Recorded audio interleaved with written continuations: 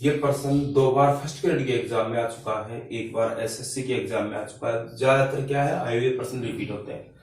तो इस पर्सन का डायरेक्ट फॉर्मूला है और मेरे नोट्स में भी डायरेक्ट है, मैंने बताया है। और मैं आपको ये समझाऊंगा भी एक नाब की लंबाई, और 9-10 की क्लास में भी मिलेगा शायद आपको, एक नाब की लंबाई, चौड़ाई और ऊंचाई का योग है x सेमी तथा इसके विकर्ण की लंबाई y सेमी है, तो इसका संपूर्ण पृष्ठीय क्षेत्रफल होगा 2 बार। अब की बार राजस्थान में जो फर्स्ट ग्रेड की एग्जाम लगी थी उसमें भी आया था, जनवरी में लगी थी शायद, और इससे पिछली जो लगी थी उसमें भी ये फर्स्ट ग्रेड की एग्जाम में आया था ये वर्षन, और एसएससी में भी आया हुआ है।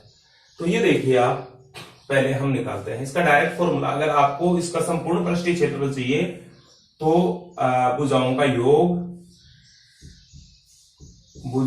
योग का स्क्वायर माइनस विकर्ण का स्क्वायर,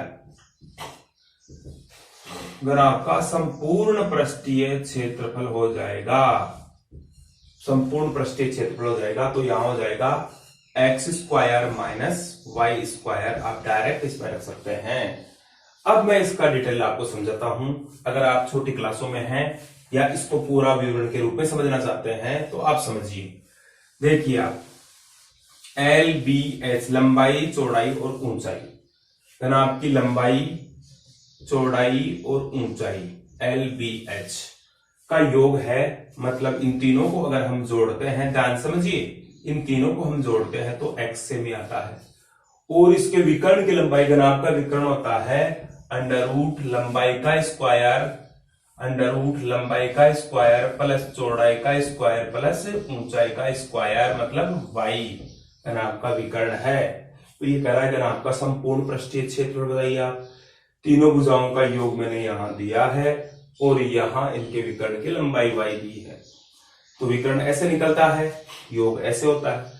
तो मैं क्या करता हूं, l plus B plus H, इसका स्क्वायर करता हूं। तो जैसे ही मैं इसका स्क्वायर करूंगा, मेरे पास यही तो दी है, मेरे को यही तो लेना है।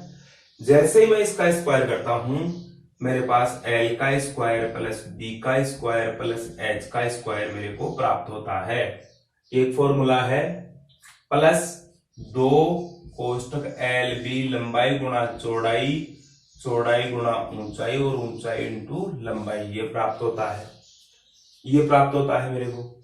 अब मेरे पास इसकी वैल्यू x दी गई है मेरे को, यहाँ l plus B plus H की वैल्यू दी गई है x।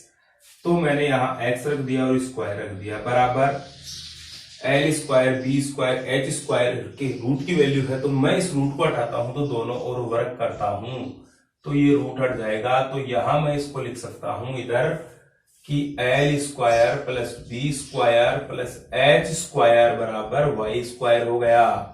तो मैंने यहां रख दिया इसकी जगह Y square plus 2 L B B H और एच एल हो गया।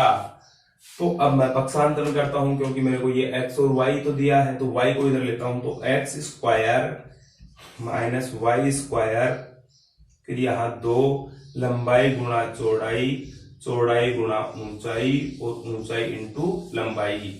ये घनाभ का संपूर्ण पृष्ठीय क्षेत्र होता है 2 कोष्टक लंबाई गुणा चौड़ाई प्लस चौड़ाई गुणा ऊंचाई प्लस ऊंचाई इंटू लंबाई।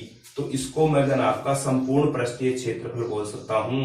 ये संपूर्ण पृष्ठीय क्षेत्रफल हो गया और इसका formula X square minus Y square हो गया। इस प्रकार से मुझे ये निकालना है और आपको भी निकालना है। एक बार आप रिपीट करके देखें, ओके। या direct X square minus Y square इसको कर सकते हैं आप। फिर प्रश्न नंबर 2 है,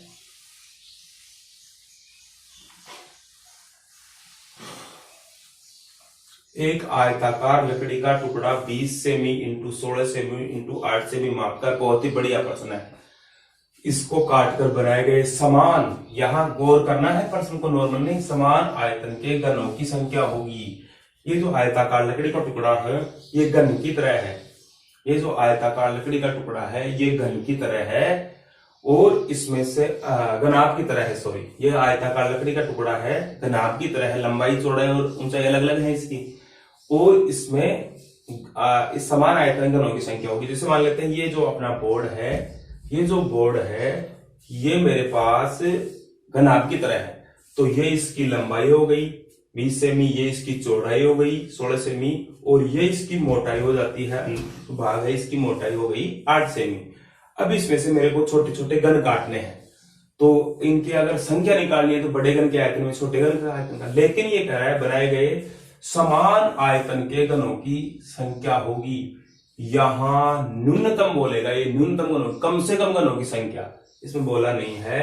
तो ऐसी कंडीशन में समान आयतन के घनों की न्यूनतम संख्या होगी, कम से कम संख्या होगी, न्यूनतम या कम से कम संख्या होगी।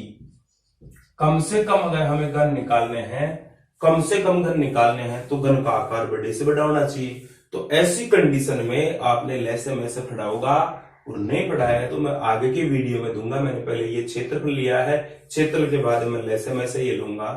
तो यहां देखिए आप नोटिस करना, इसमें मैं आपको दे रहा हूं इसका आयतन, इसका आयतन लेता हूं पहले मैं, या फिर मैं निकालता हूं 20 का और 16 का और 8 का मैं से।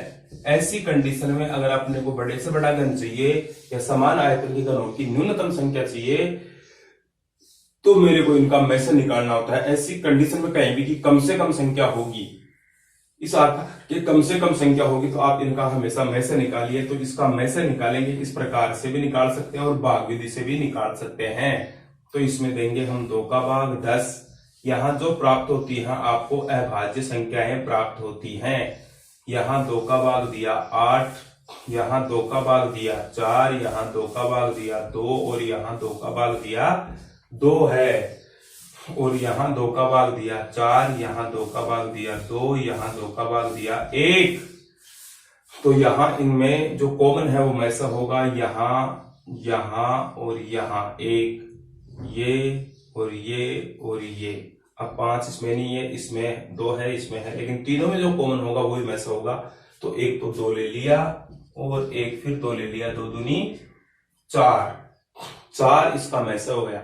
तो एक घन है जिसकी भुजा 4 सेमी, तो देखो ये 20 सेमी लंबा है, तो 4 पंजे 20 पूरा पूरा आ जाएगा घन।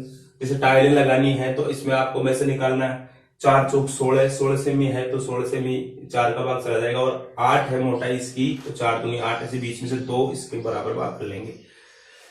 तो यहां अपने पास इसकी एक भुजा आ गई, घन की भुजा, घन की भुजा, भुजा घन की भुजा आ गई 4 सेमी। कितने सेमी? 4 सेमी। तो अब अगर संख्या निकालनी है तो बड़े घन के आयतन में छोटे घन के आयतन का भाग देंगे 16 × 8। ये घन आपका आयतन या लकड़ी के टुकड़े का आयतन, और एक घन के छोटे छोटे काटने हैं तो 4 × 4 × 4, तो 4 पंजे 20, 4 चौक 16 और 4 दूनी 8, 5 चौके 20, 20 दूना 40 छोटे छोटे घन बनेंगे इसमें। 4 पंजे 20, 4 चौक 16, 4 दूनी 8, 5 चौका 20, 20 दूना 40, इसमें छोटे छोटे 40 घन बनेंगे। इस प्रकार के जो भी प्रश्न हैं आप मेरे से पूछ सकते हैं। कोई प्रश्न नहीं आए आप मेरे से चर्चा कर सकते हैं, मेरे को मैसेज करके पूछ सकते हैं इस क्षेत्र पर से रिलेटेड कोई भी क्वेश्चन। ओके।